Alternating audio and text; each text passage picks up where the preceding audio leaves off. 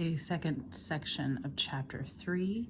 You're going to pretty much look at all types of polynomials. So now we're not at x squared, we're at x cubed, x to the fourth, x to the fifth.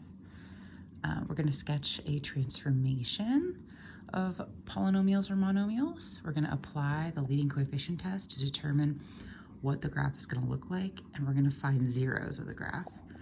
So what are polynomials? They're expressions that can be built from constants and symbols with variables and have addition, subtraction, multiplication between them. They can be written like this: a sub n, x to the nth, plus a sub n minus 1, x to the n minus 1. And while this is confusing, just a sub n are just coefficients. So like 5, 7, 3. And x, okay, is indeterminate, meaning that the variable represents no particular value. It could be a number, but whenever we have a polynomial, x represents some type of number that you can substitute in. And then the a's are just the coefficients. So for an example here,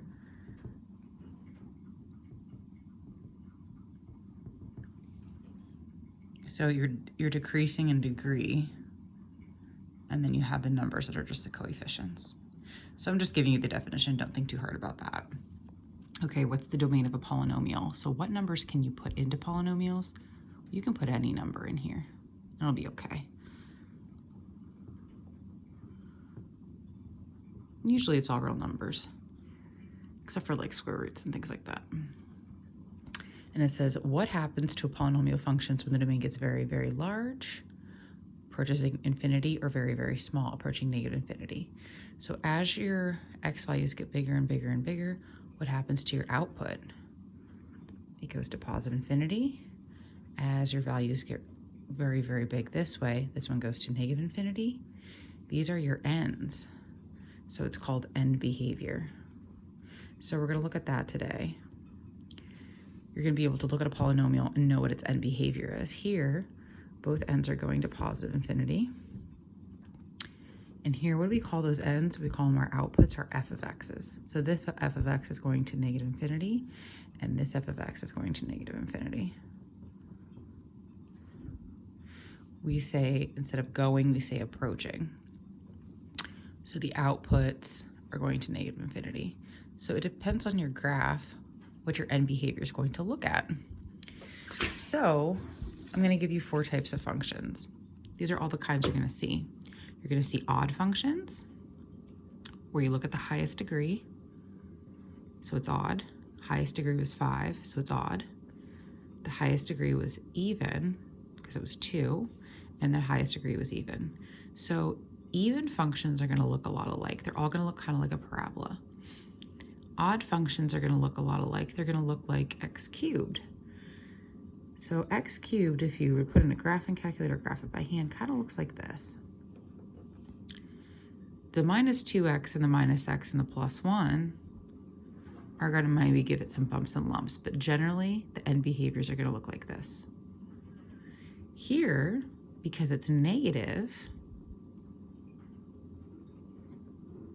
feel free to pause it at any time.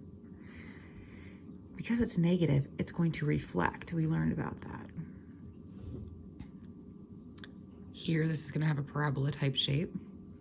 It's positive and it's even, so it's going to look like this. And then here, it's even, but it's negative. So it's going to be like this. Now, like I said, there's going to be bumps and lumps. But we just want a general sketch because we're just going to talk about the end behaviors. So these are going to be your 4 situations. When they're odd, positive versus negative. When they're even, positive versus negative. And you don't really have to like memorize this. It's just showing you the differences. If it's negative, it's going to reflect. So when the degree is odd versus even. So when it's odd, okay, one arm up, one arm down. When the degree is even, both arms go up, or both arms down. It says when the leading coefficient is positive, so like here and here, the right arm is up. And then if it's negative, it goes down.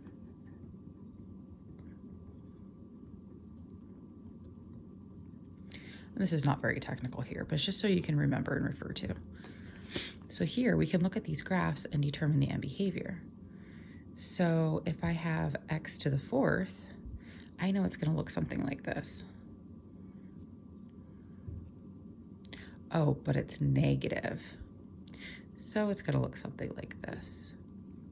So my f of x's, my end behaviors, are going to approach negative infinity, both of them. So how we write this is, as my x gets bigger, my f of x gets negative. And as my x gets bigger this way, my f of x gets negative. So what you say is, as x approaches infinity, so as x turns into 10, 12, 20, 500, your output is also going to be extremely large but negative. And as x approaches negative infinity, what's your f of x doing? It's also becoming negative. So you're going to have this every time. You're saying, what happens when x gets big? What happens when x gets small? What happens when x gets big? What happens to your f of x? And what happens as x gets small? What happens to your f of x? That's how you would write it. What happens when x gets big?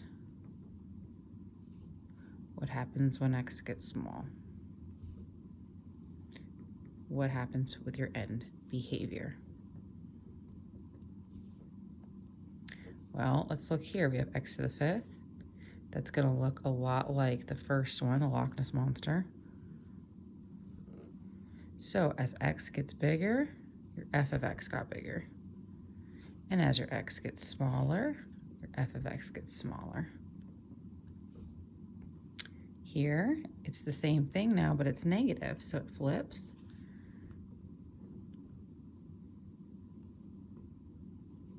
So as x gets bigger, f of x gets smaller. As x gets negative, f of x gets to be infinity. Okay? So it's just having a general sketch and just stating this one goes here, this one goes here. It's nothing earth-shattering, but it is just a lot to remember. So just refer to these notes when you're doing your homework. Now the last page, it says you try. So pause the video and try it. And then when you come back, you'll see your answer.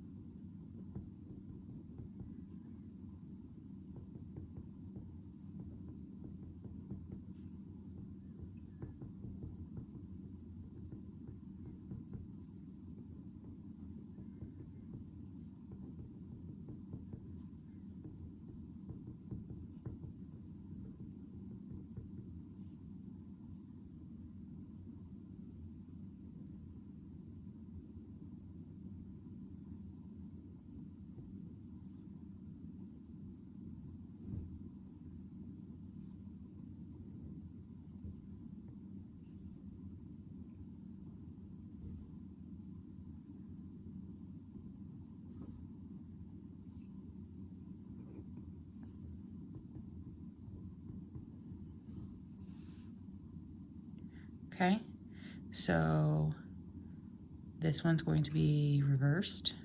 So as x approaches positive infinity, f of x is going to approach negative infinity. And as x approaches negative infinity, your outputs are going higher.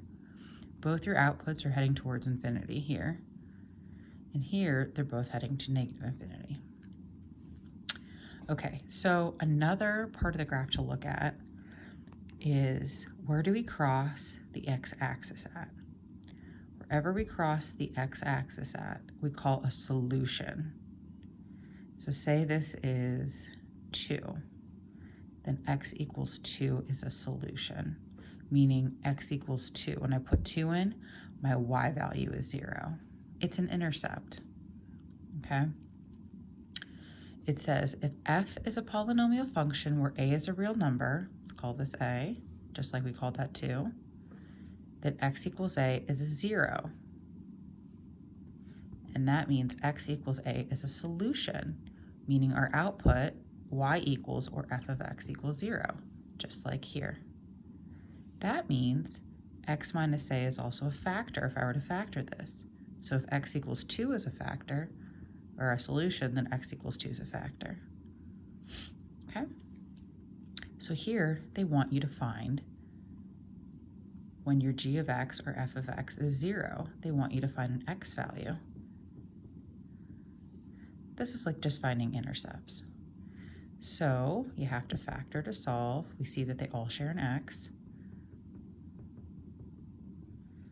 And then we have to factor this. Now this textbook assumes that you know how to factor because it's technically in like algebra 2 setting. So let's go back. When we have a trinomial like this, where a is 1 and it's x squared, you know you're gonna this isn't correct, but you're gonna unfoil. So you say, okay, what are factors of 2? That will give me a -1. Well, it's -2. So it's gonna be either -2 and +1, or +2 and -1. Well, you want to get a -1, so x times x is x squared. -2, +1 is going to give you -1, and -2 times 1 is -2, so it worked. Now, the zero product property says if I have a bunch of things multiplied together that equal 0, I can set each piece equal to 0 and solve to find my solutions. So my first solution is 0, my second solution is 2, and my third solution is -1. I'm to the third power, so I should have 3. Okay, now pause the video and you try.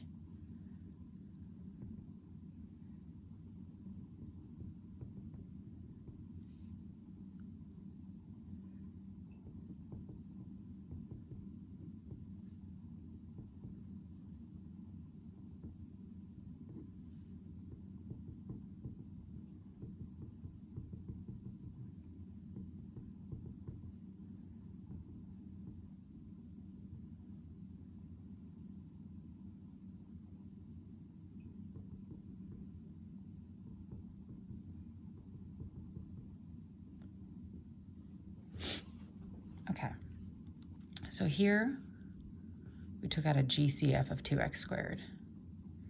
When I put this one equal to 0, I'm going to get x squared equals 1. Remember when you take the square root when solving, you could have gotten 1 because 1 times 1 gives you 1, or -1 times -1 gives you 1. 2 of your solutions. So I should have 2 more because we're to the 4th. Here, we take the square root and get 0. Technically, you could say 0 again. That's just a double root. Or you could say, I have x times x equals 0, so they both must equal 0. So there's your 4 solutions. We call this a double root because when you graph this, what's going to happen is it's not going to go through like normal. It will go through and be tangent to 0. When a polynomial is tangent to a number, it creates this double root. So you'll get the same answer twice, but really it's just touching. That's why. Okay, they want you to sketch the graph of this polynomial. So there's a few things you need to consider. I could go ahead and put in 0, 1, 2, -1, -2, -3. But to get the best looking graph or overall picture, we know that, okay, x to the 4th, let's think about the end behaviors. We know both ends are going to go up. And let's figure out its zeros. So this is how I want you to sketch it for homework. I see here that they have x cubed in common. And it's going to be 3x minus 4.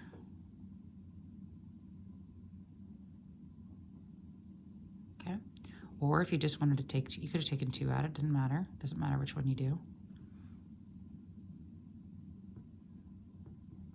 Okay, but then you would have to do that too. But it's going to be the same thing. So your zeros are going to be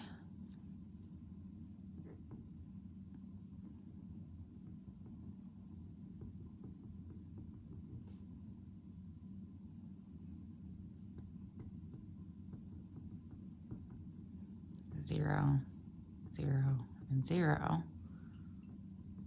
Okay.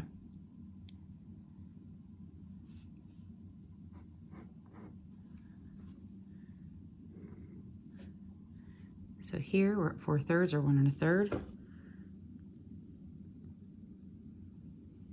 We know arms are going to go up, but I don't know how these curves are going to look. So I'm going to put in a few more points, okay? I'm going to put in 1. If I put in 1, I get 3 minus 4, which is -1. If I put in -1, I'm going to get 3 plus 4, which is 7. Okay, so I'm assuming that this is going to go up like this. If I put in 2, I'm going to get a big number. I'm going to get 16 times 3. Okay, so we're going to get a big number. So I just know that it's going to go this way. So this is probably the general sketch of what it's going to look like. Now, is there a thing of beauty? No. But it's sketching a graph, okay? I want to see that both ends are going up, and I want to see my intercepts. So this is why, because it's this weird thing right here. Okay, so it doesn't have to be perfect, and you don't have to use the table of values like I normally do. For this section, just sketch generally.